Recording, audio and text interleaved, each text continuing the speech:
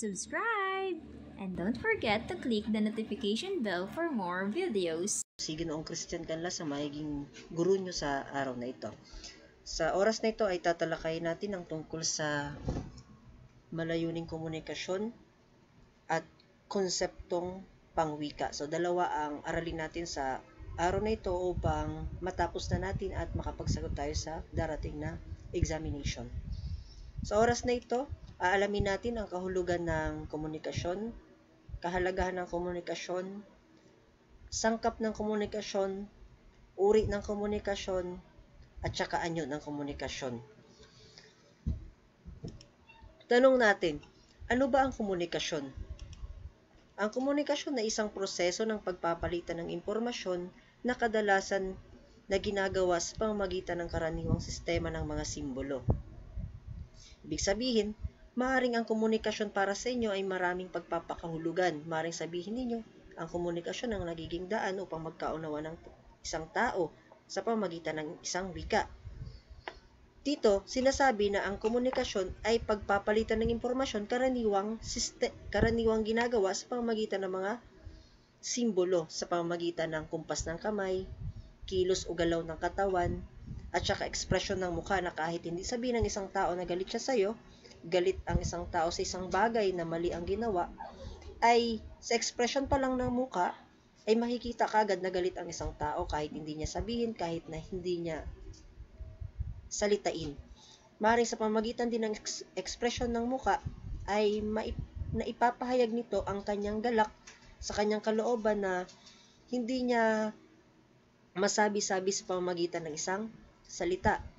Sa kumpas naman ng kamay, lalo na pagka malayo ang iyong kausap, maaring sa pamamagitan lamang ng kumpas ng kamay mo ay alam niya na kaagad ang gusto mong ipabatid sa kanya. So, sa pamamagitan nun, nakapagbibigay ka ng impormasyon na gusto niyang malaman. Ang komunikasyon ay galing sa salitang Latin na communicare na ang ibig sabihin ay ibahagi. Ibabahagi mo ang iyong impormasyon sa iyong kausap sapagkat nagaganap ang komunikasyon sa pamamagitan ng dalawang tao o marami. Mayroong dalawang uri ang komunikasyon. Ang komunikasyong verbal at saka komunikasyong di-verbal. Ang di-verbal na komunikasyon o ang verbal na komunikasyon ay gumagamit ng salita o gumagamit siya ng wika, maging pasulat man ito o pabigkas. So, marami ang nagsasabi ng pasulat na komunikasyon ay hindi siya verbal sapagkat pasulat. Ngunit, malino na sinasabi na ang pasulat ay nabibilang sa verbal na komunikasyon sapagkat gumagamit siya ng wika o salita. Sa kabilang banda, ang verbal na komunikasyon ay hindi gumagamit ng salita. Gumagamit tayo ng mga kilos ng katawan o kalidad ng tinig upang magpahayag ng mensahe sa halip na wika. Doon na pumapasok yung mga karaniwang simbolo sa pakikipagkomunikasyon. Hindi na siya kailangan magbigkas ng salita para ipabatid ang gusto niyang sabihin o magbigay ng impormasyon sa iyo.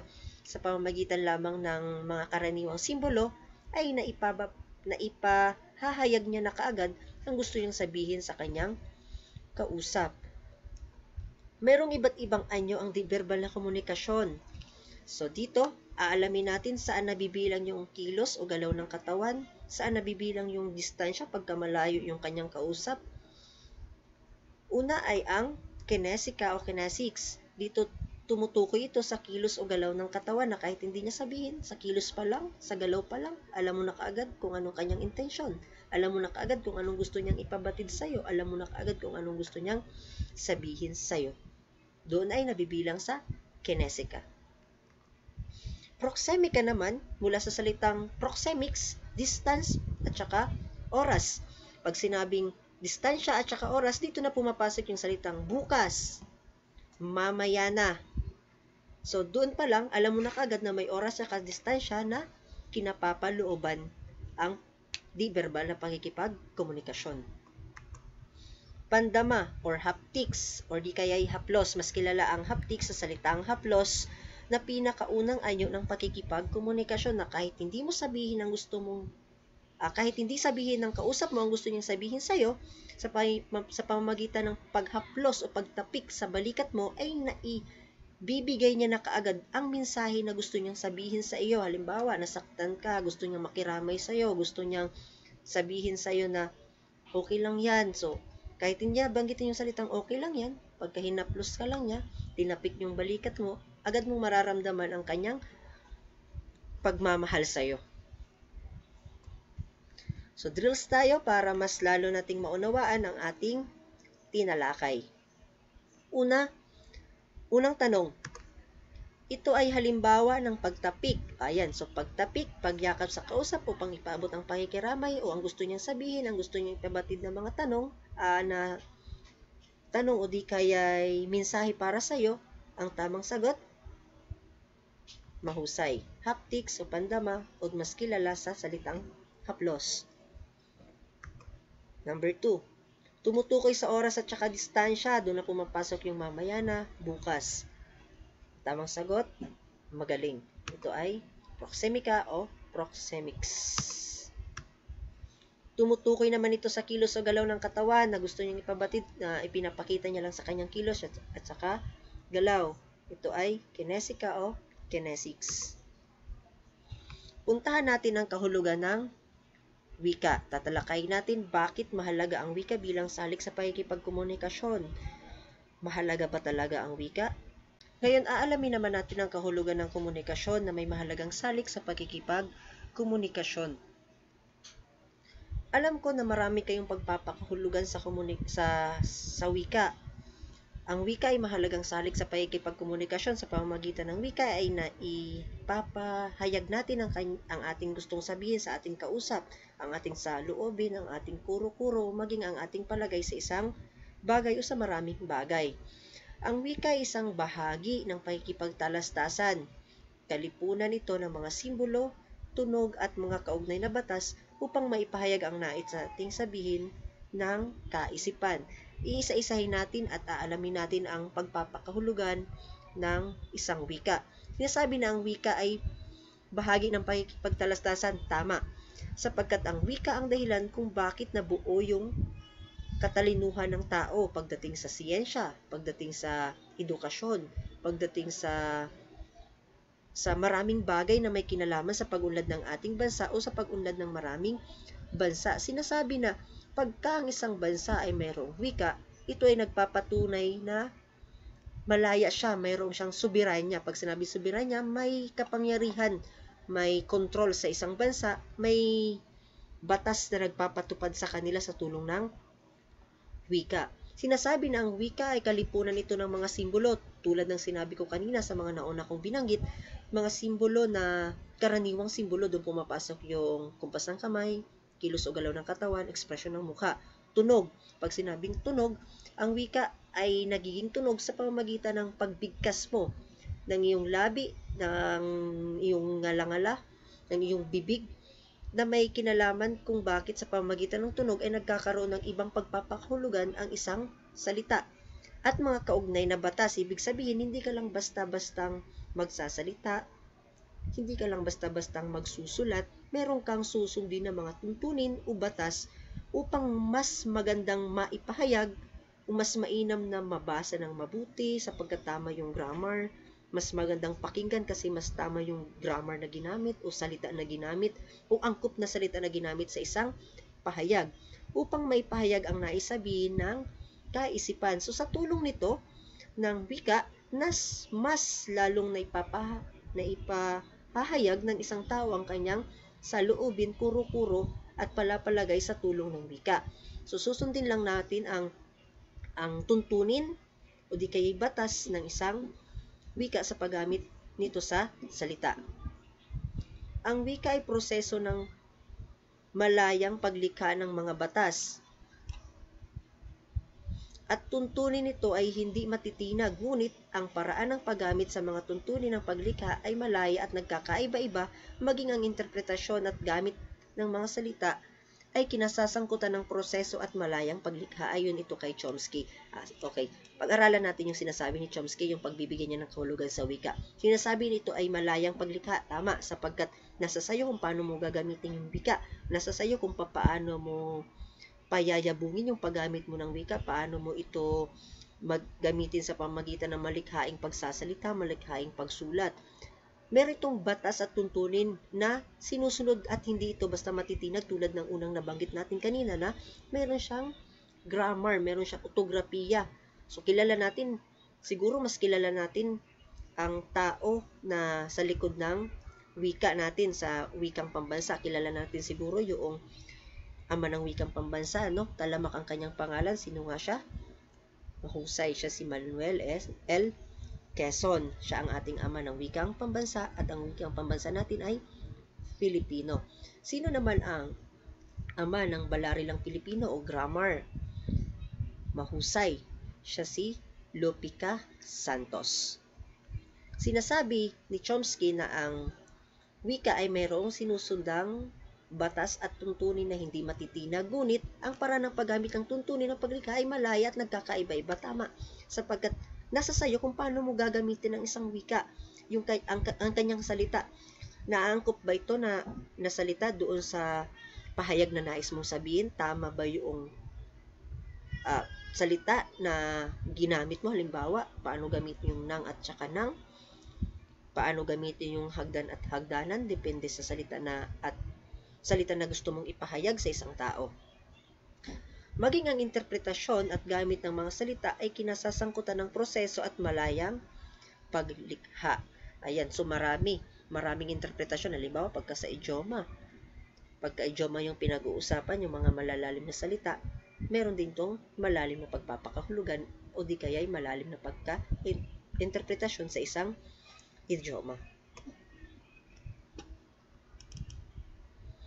Ayon naman kay Henry Gleason, ang wika ay masistemang balangkas na sinasalitang tunog na pinipili at isinasaayos sa paraang arbitraryo upang magamit ang taong kabilang sa isang kultura. Halos sinabi na dito yung unang mga nabanggit. So, sinabi lang niya, mas pinaikli, mas binigyan linaw ng Henry Gleason na ang wika ay masistemang balangkas, may sinusunod na tuntunin o batas, pinipili at isinasaayos na tunog sa paraang arbitraryo. Bakit sinabing arbitraryo? Sapagkat pinagkasunduan ito ng isang pangkat ng tao sa isang particular na lipunan. Ngunit wala itong sinusundang patron or pattern. Maaaring bigyan natin ng kahulugan ng wika bilang nagtataglay ng sistematikong balangkas, ang wika ay sinasalitang tunog, ang wika ay arbitraryo, ang wika ay kabuhol ng kultura, at ang wika ay dinamiko. Talakayin natin ang wika bilang masistema.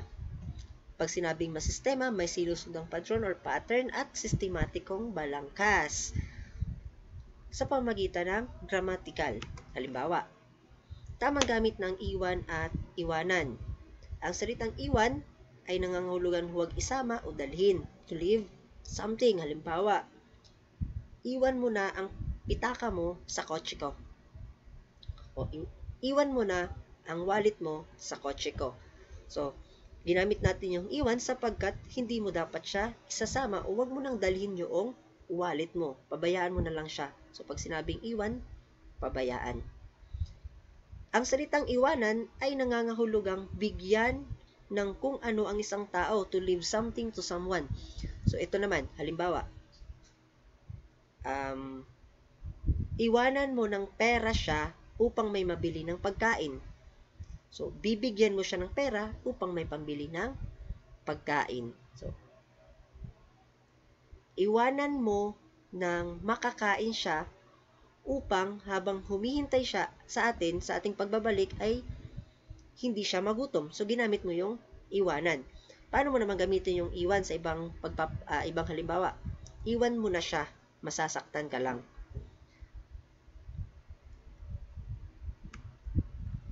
Ang wika ay tunog. Sinasabi na ang wika ay nagiging tunog, ito ay depende kung paano ginagamit yung ating posisyon o bahagi ng ating bibig, gaya ng dila at panga, ngipin at labi, matigas at malambot na ngalangala. Dito minsan ginagamit yung pumapasok yung malumi, maragsi, at saka mabilis. Halimbawa nito sa ang wika ay tunog ay yung bukas at saka bukas. Pag sinabing bukas, ito ay sa English ay open. Bukas, pag sinabing bukas, tomorrow. bukas, open. Ito ay ayon kay Cover 2005. Halimbawa pa, puno, puno. Ang wika ay arbitraryo. Tinatawag na arbitraryo ang wika sapagkat ang mga wikang ginagamit sa isang komunidad ay napagkasunduan ng mga mamamayan na nananahan dito, particular sa isang komunidad, ang wikang kanilang ginagamit o salitang ginagamit as long as nauunawaan nila yung salitang ginagamit nila. Halimbawa, bigas sa Tagalog, Begas, pagka pumunta ka dun sa Batak, Palawan, sa parting Palawan, nagiging Begas siya. Subalit, kung iisipin, parehas lang naman ang kahulugan niya, nagkaiba-iba lang sa pagbigkas kasi dito nga sa atin sa Masbate ay bugas, sa Espanyol ay arroz, at saka rice naman sa English. Hanggat naunawaan ang isang wika sa isang komunidad, ito yung tinatawag na arbitraryo. Walang masama doon as long as naunawaan nila ang isang wika. Ang wika ay kabuhol ng kultura. Pag sinabing kabuhol, kakambal, hindi pwedeng mawala yung isa, hindi pwedeng nandoon yung isa tapos wala yung isa. Mahalaga ang wika sapagkat ang wika ang sumisimbolo sa kultura ng isang bansa at ang kultura naman ang sumisimbolo sa wika ng isang bansa. Hindi siya pwedeng paghiwalayin sapagkat kapwa hinuhubog nila ang isa't isa. Halimbawa nito, pagdating sa kultura ng bansang Pilipinas, kung kaya't mahalaga ang wika at ang kultura na magkaugnay o magkaisa sapagkat sinasabi na ang wika ang nagpapakilala sa kultura ng isang bansa at ang kultura naman ang nagpapakilala sa wikang pinagmulan ng isang bansa. Ang wika ay dinamiko. Pag sinabing dinamiko, ito ay nagbabago. Kinakailangan sumabay sa pagbabago ang isang wika upang maiwasan ang pagkamatay nito dahilan sa hindi sumusunod sa agos ng panahon o modernisasyon.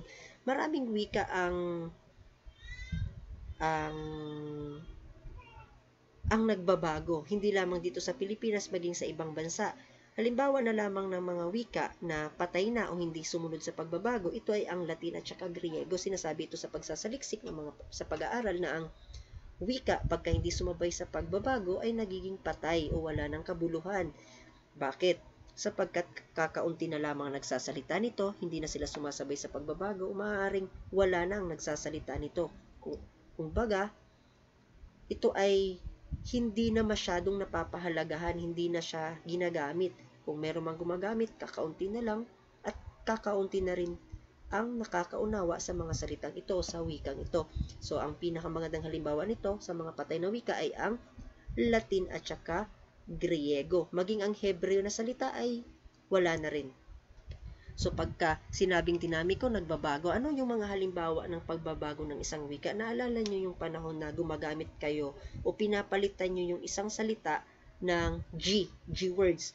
Halimbawa, mahagagal kigitaga. So, pinapalitan mo, nagiging malikhain ka, nagiging malikot yung kaisipan mo, pinapalitan mo yung salita ng isang letra lamang para mas lalong maipahayag mo ang gusto mong sabihin sa isang tao. Maaring dahil kaya ka nag-G words kasi torpe ka, pag nanliligaw ka, tapos hindi nakakaunawa ng G words yung nililigawan mo, so dinadaan mo na lang sa G words. Maaring sa pamagitan ng chat or text, nagiging jejemon ka sa pagte-text. Yung hahaha na HA ay pinapalitan mo ng JA. So, nagiging ja, hehehe, naging jejeje. So, nagiging malikhain ka sa pagte-text. Nagiging malikhain ka sa pagsasabi ng iyong saloobin. So, walang masama doon pagka nagbabago ang isang wika o binabago mo ang isang salita sa pamamagitan ng iyong pagiging malikhain. Doon, nakakatulong ka sa pagpapayaman ng isang wika, nakakatulong ka upang manatiling buhay ang wika ng isang bansa. Tandaan natin, kaya tayo may wika sapagkat malaya ang ating bansa at meron tayong soberanya. Ngayon, bago natin puntahan ang drills, ay balikan muna natin ang wika ay isang masistema. Ibig sabihin, mayroong sinusundang padron or pattern, may sinusundang grammar. Ang wika arbitraryo, ibig sabihin na pagkakasunduan ng isang pangkat ng tao sa kanilang lipunan ang isang salita. Halimbawa dito yung bigas, Begas, arroz sa Espanyol at saka rice naman sa English. Ang wika ay tunog. Pag sinabing ang wika ay tunog, ito ay nakadepende kung paano binibigkas ng bibig natin yung isang salita at nagkakaroon ng ibang pagpapakahulugan ang isang salita. At saka ang wika ay dinamiko. Pag sinabing dinamiko, ang wika ay nagbabago, sumasabay sa modernisasyon, kinakailangan niyang sumabay upang maiwasan ang mga pagpatay ng isang wika. So, ang mga halimbawa ng patay ng wika ay ang Latin, Griego, at saka Hebreo.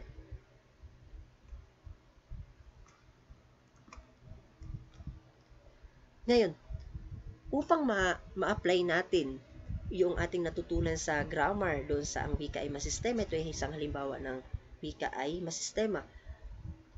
Ano ang tamang sagot sa unang tanong? Iwanan mo siya, baka mahuli ka sa lakad. Bibigyan kita ng 5 minuto upang masagot ang unang tanong. 1, 2, 3, 4, 5. Tin! Ang tamang sagot ay iwan. Pangalawang tanong. Iwanan mo kung perang pambili ng pagkain. Mahusay sa pagkakataong ito, ang tamang sagot ay iwanan. Ito ay wikang napagkasunduan sa isang komunidad. Halimbawa nito, sa isang particular na komunidad, kinakailangan may wika lamang silang ginagamit tulad ng bigas, begas. So, mahusay. Ang tamang sagot ay arbitraryo. Ito ay may sinusundang padron at sistematikong balangkas. Ibig sabihin, kinakailangan niyang sumabay o sundin yung tuntunin at saka batas sa grammar. Mahusay. Ito ay masistema. Ang wika ay nagbabago kalinsabay ng panahon. Mahalaga na sumabay sa pagbabago ang isang wika ayon sa pag-aaral sapagkat upang maiwasan ang pagkamatay nito. So, mga halimbawang salita nito noon sa atin ay yung silya, hindi na masyadong ginagamit. So, yung unang gamit ng silya ay salumpwet, ngayon ay upuan.